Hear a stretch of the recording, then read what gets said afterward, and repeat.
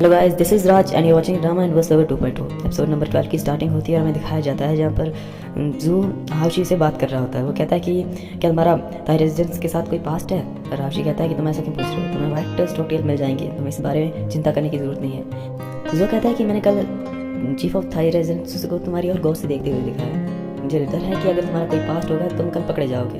लेकिन हाउशी कहता है कि मैं युनशु की स्वॉट टेक्निक को नहीं जानता, इसलिए उसे यूज़ करने से डरता हूँ। अब यूनलो उसकी हेल्प करती है। वो उस स्वॉर्डमैन के पास जाती है जिसका रूप बदल के हाउशी जो है मैदान में उतरा था। वो उसे स्वॉर्डमैन की टेक्निक ले लेती है। अब हमें मुयंग का सीन दिखाया जाता है जो कि काफ़ी डरा हुआ होता है क्योंकि उसने हाउशी की स्वॉर्डमैन टेक्निक देखी थी। इतने में उसके गुरु वहाँ आ जाते हैं। वो उसे एक सीक्रेट टेक्निक सिखाते हैं जो काफ़ी ज़्यादा खतरनाक थी। अब हमें वापस सीन दिखाया जाता है जहाँ पर जू और यनलो आपस में बात कर रहे होते हैं। जो इन लोग से ज़्यादा रशली काम करने के लिए मना करता है, लेकिन इन लोग कहती है कि मुझे कल किसी भी हालत में वाइट स्टोकटेल को हासिल करना होगा। अब जो कहता है कि वो तो तुम हासिल कर ही लोगे क्योंकि जो हाउशी है वो अपना काम करेगा, लेकिन जो कहती है अगर वो पकड़ा गया तो मुझे मजबूरन बाहर आना ही होगा।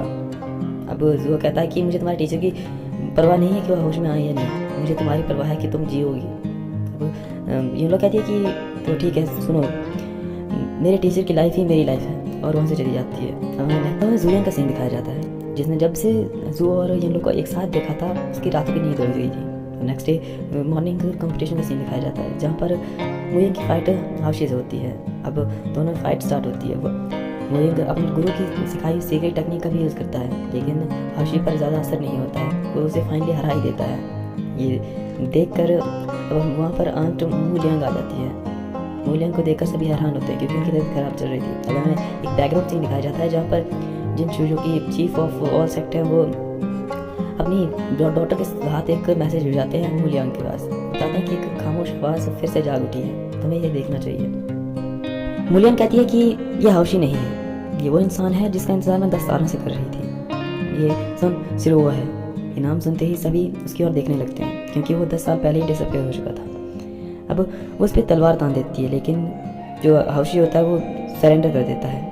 में जो चीफ ऑफ थाई रेजिडेंस होते हैं वो आगे आ जाते हैं। वो कहते हैं कि तुम्हारी हिम्मत कैसे हमें धोखा देने की, और तुमने मेरे शिष्य को घायल करा है, मैं तुम्हें छोड़ूंगा नहीं। और उस पर हमला करता है। पहले तो डिफेंड करता है लेकिन बाद में हथियार डाल देता है। ये देखकर जो मुलियान होती है वो उसे डिफेंड करती है। वो कहती है कि इसे मारने का अक्सर मेरा है। अब जो सो सिंरो होता है वो बताता है कि तुम्हें मुझे मारने की ज़रूरत नहीं है, मैं खुद मरना चाहता हूँ। मैं यहाँ पर आया हूँ तो सिर्फ तुम्हें देखने के लिए।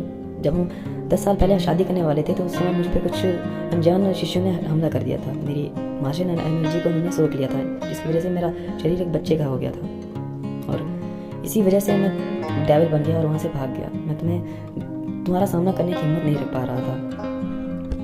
अब वो अपना मास्क निकालता है और ये देखकर सभी हैरान हो जाते हैं। जो ये देखकर कहता है कि तभी वो अपनी लाइफ को सेक्रीफाइस करना चाहता था।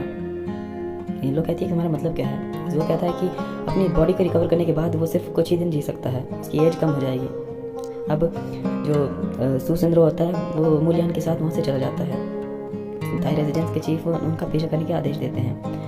इतने में अपने प्लान को खराब होते हुए देखकर जिनशु ने एक और प्लान चला। वो अपने जो जूनियर डिस्प्ले होता है उसको बुलाता है और कहता है कि अनाउंस कर दो कि जिस किसी का भी कोई शिष्य अगर युद्ध में घायल हुआ है तो उसे वाइट स्टोकटेल से ठीक किया जा सकता है। जैसे ही वो अनाउंस करते हैं जो येलो होती है वो सामने आ जाती है। वो कहती है कि मुझे वाइट स्टोकटेल चाहिए। अब ये देखकर जो जिनशु होते हैं वो उसे वापस बुला लेते हैं और उसे अरेस्ट करने का ऑर्डर देते हैं, लेकिन येलो अपनी स्वॉर्ड का यूज़ करती है। स्वॉर्ड देखकर जो मास्टर होते हैं उसकी मुँह से एक आवाज़ आती है कि ये कुन क्षांजी, ये उसकी तलवार का नाम होता है जो कि काफ़ी प्रीशियस होती है।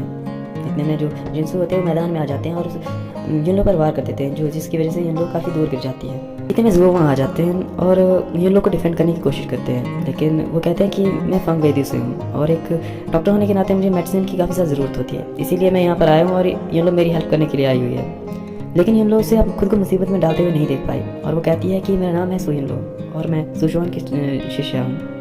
अब वो चैलेंज करती है कि मैं जिंगयांग पैलेस की जो कंपटीशन है उसे जीत जाऊंगी और वाइट स्टोकटेल को यहाँ से ले जाऊंगी। क्या आप में चैलेंज है कि आप मेरे चैलेंज को एक्सेप्ट करें? जो जिंगयांग पैलेस के टीचर हैं वो कहते हैं कि ये जिंगयांग की टेक्निक है और बिना सीनियर की मर्ज़ी कि तुम इसे यूज़ नहीं कर सकती। वहाँ मूलियान भी सुसिंद्रो को लेकर अपने पुराने एक घर में आती है। जब सुसिंद्रो कहता है कि वो लोग इस जगह के बारे में जानते हैं, वो यहाँ पर कभी भी पहुँचते होंगे, लेकिन मूलियान कहती है कि वो नहीं पहुँचेंगे। अब वो उस घर में जाती है और एक सीक्रेट रूम खोलती है और उसके अंदर एंटर कर जाती है। जो मूशिया होते हैं वो यहाँ पे आके थोड़ी देर घूमते हैं, लेकिन उन्हें कोई नहीं मिलता और वहाँ से वापस चले जाते हैं। अब मैं वापस कंपटीशन का सीन दिखाया जाता है। ये लोग कहती है कि तो ठीक है, मैं जिंगन पैलेस को छोड़ दूँगी। तो उसके टीचर कहते हैं तो इसके लिए तुम्हें 3 स्ट्रोक सहने होंगे, इसके बाद ही तुम जिंगन पैलेस से बाहर हो पाओगे। वो एक्सेप्ट कर लेती है और नेक्स्ट डे उसे बुलाया जाता है ताकि कंपटीशन में पार्ट लिया जा सके। अब वो जुओ के साथ तो वापस जाने लगती है, लेकिन जिशु कहते हैं कि तुम जा सकती हो, लेकिन यह यहीं रहेगा और जुओ को वहाँ पे रोक लेते हैं। जिशु कहते हैं कि तुम कल आके इसे यहाँ से ले जाना। अब जो यिनलू होती है वहाँ से चली जाती है। एक सीने में दिखाया जाता है मूलियन और सिंसिनरो को, वो आपस में बात कर रहे होते हैं, अपनी सारी पुरानी यादों को याद कर रहे थे। अब जो सिंसिनरो होता है वो कहता है कि मैं डर रहा था कि कहीं तुम मुझे देख के डर ना जाओ और मुझसे नफरत ना करो, लेकिन मूलियन कहती है कि मेरे डिसीजन को सुने बिना तुमने कैसे डिसाइड कर लिया कि मैं तुमसे नफरत करूँगी। अब वो उससे पूछती है कि तुम सिर्फ कुछ दिन और जी पाओगे, तो मैं सही हूँ ना? तो सुन कहता है कि हाँ तुम सही कह रही हो, लेकिन मुझे कोई फ़र्क नहीं पड़ता, मैं सिर्फ तुम्हें देखना चाहता था। अब वो उससे शादी करने का डिसाइड करती है और उसी समय उससे शादी कर लेती है। वो कहती है कि मैं तुम्हारी विधवा बनना ज़्यादा पसंद करूँगी। इसके बाद हमें सुयुनलो का सीन दिखाया जाता है। उसके पास वेनसियन आता है जो बताता है, वो कहता है कि मैं तुम्हें सन सूर्यो के जो पुराने घर हैं वहाँ तक ले जाऊँगा। अब युनलो कहती है कि मुझे तुम्हारी एक और हेल्प चाहिए। तो वेनसियन कहता है कि वो क्या होगी।